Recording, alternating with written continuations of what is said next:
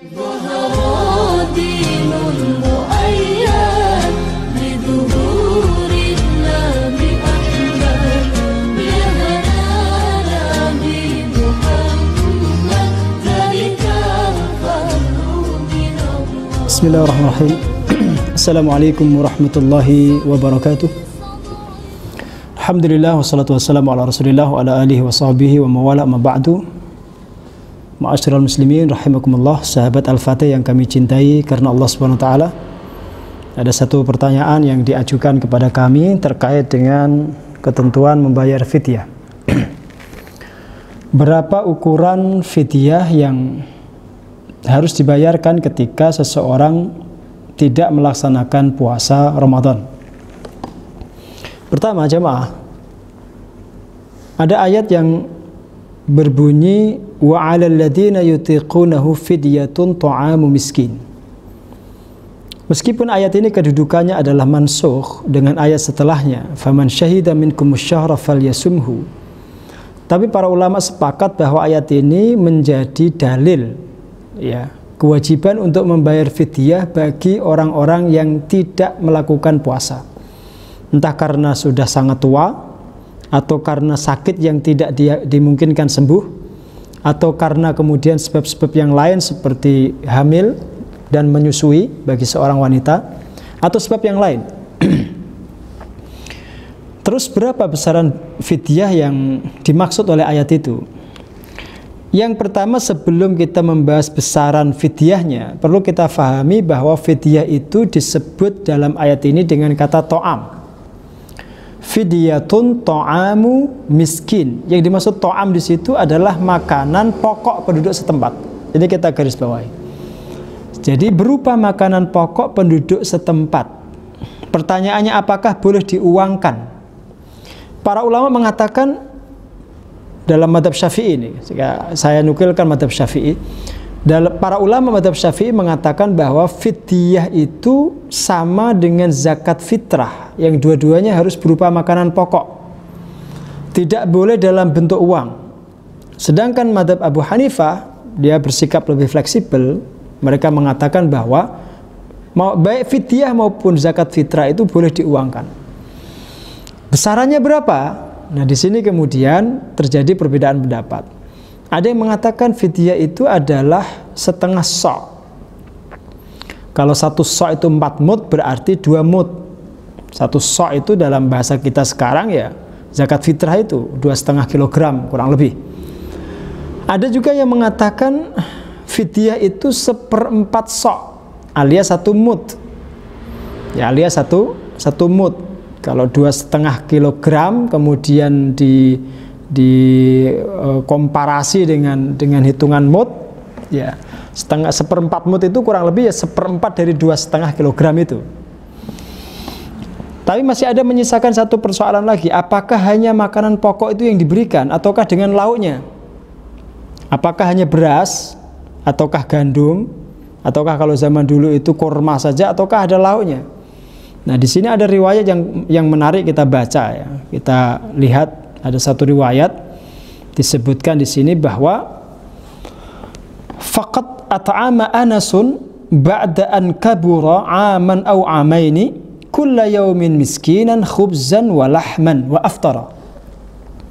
Sahabat Anas bin Malik setelah usianya tua, sekitar 2 tahun atau 1 tahun terakhir sebelum wafatnya, beliau biasa memberikan fidyah untuk mengganti puasanya di bulan Ramadan itu dengan roti dan daging. Dengan roti dan daging. Itu artinya apa? Tidak hanya makanan pokoknya berupa beras atau gandum di masyarakat daerah tertentu, tapi juga ternyata ada lahamnya, ada dagingnya. Sehingga begini. Jadi yang disebut dengan to'am miskin, to'am itu yang bisa kemudian disantap, yang sudah bisa dinikmati. Maka kalau kita memberikan fidyah dalam bentuk uang, maka uang yang kita berikan itu paling tidak cukup untuk memberi makan atau untuk membeli makan satu orang miskin. Di hari puasa berarti 2 kali. Kalau umpamanya sekali makan itu 10.000, maka 2 kali itu 20.000. Kurang lebih ya. Kalau kita ambil yang standar, ya makanan yang standar umpamanya kita beli. Kalau kita ingin tambahkan lagi lebih leks, umpamanya 15.000 atau 20.000, berarti 2 kalinya itu 40.000. Atau dengan 15 tadi berarti 30.000. Nah itu nanti dasarnya adalah ayat setelahnya, yaitu wa man tatawwa'a khairan fahuwa khairun lahu. Kalau ada orang ingin menambahkan kebaikannya itu, maka lebih baik baginya. Artinya dia tidak mengambil ukuran yang minimalis, tapi dia mengangkat atau mengupgrade fidyah itu menjadi yang lebih layak. Itu dikatakan tatawwu', sesuatu yang lebih baik, kata Allah Subhanahu wa taala. Bahkan dianjurkan juga oleh para ulama itu jangan hanya 30 orang fakir miskin. Kalau memang kita punya kelebihan harta, lebih daripada itu termasuk tatawwu', satu amalan sunnah yang sangat dianjurkan oleh Islam, oleh Nabi SAW. Itu masuk ke dalam konteks ayat wa man tatawwa'a khairan fahuwa khairun lahu. Jadi kesimpulannya begini jemaah. Fidyah yang kita gunakan untuk mengganti puasa yang kita tinggalkan itu sangat dianjurkan adalah sesuatu yang bisa langsung dimakan, yang siap santap. Kalau kemudian diuangkan, maka perlu diakatkan agar uang itu dibelikan makanan. Jangan sampai malah kemudian dibelikan rokok atau hal-hal yang lain yang tidak berguna.